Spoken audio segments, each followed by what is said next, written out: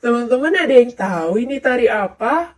Yap, betul sekali. Ini merupakan tari serimpi. Tari serimpi merupakan tarian yang berasal dari Jawa Tengah. Keindahan serta kelembutan gerakan para penari adalah salah satu ciri khas dari kesenian ini.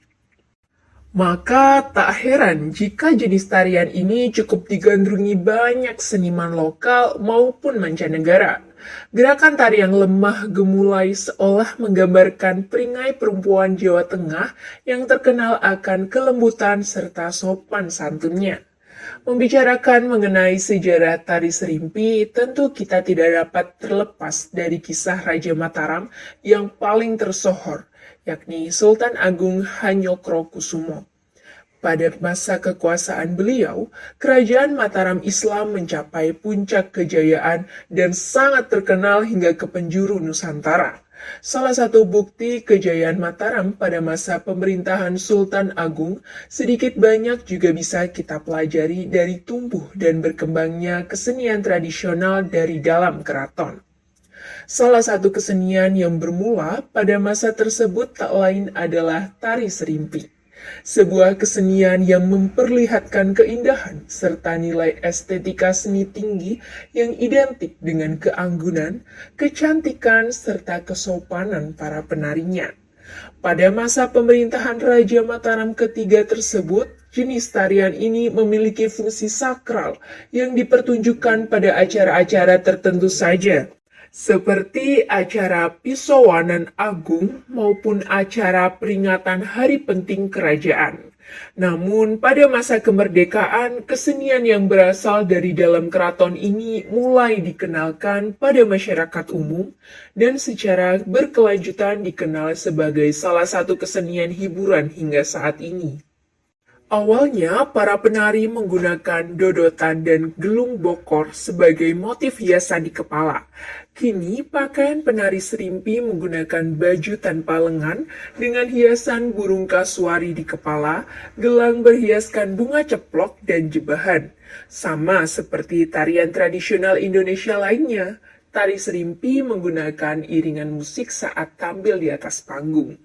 Apabila terdapat 8 penari serimpi yang akan dirias oleh dua perias, total waktu yang diperlukan kedua perias tersebut untuk dapat menyelesaikan riasannya adalah 6 jam. Dalam waktu 1 jam perias 1 dapat merias 1 penari, sementara perias 2 dapat merias 2 penari. Berapakah waktu masing-masing yang diperlukan perias 1 dan 2 untuk dapat menyelesaikan riasan? Dan jika kedua perias itu mulai merias pada pukul 4.00, maka pada pukul berapa perias 1 dan 2 dapat menyelesaikan riasannya?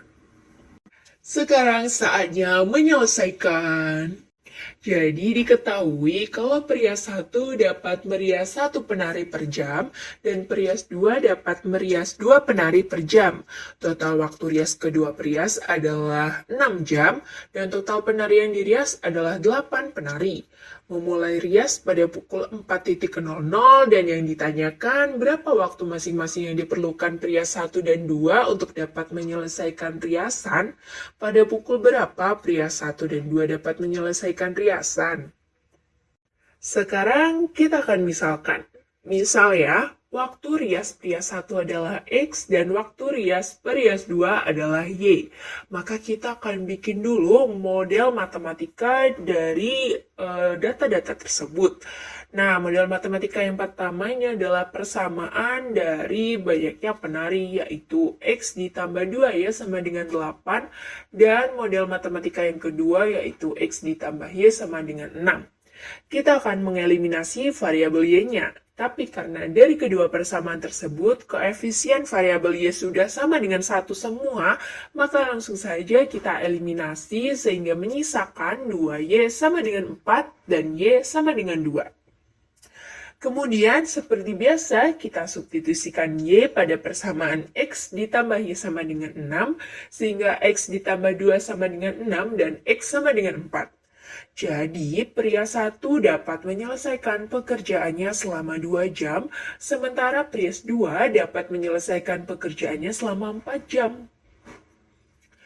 Pria satu mulai pukul 4 dan dapat menyelesaikan pekerjaannya selama 2 jam, maka akan selesai pukul 6. Pria 2 memulai pukul 4 dan dapat menyelesaikan pekerjaannya selama 4 jam, maka akan selesai pukul 8. Wah, seru banget ya teman-teman. Kita bisa mengetahui sejarah dan bisa lihat tarian serimpi yang begitu indah.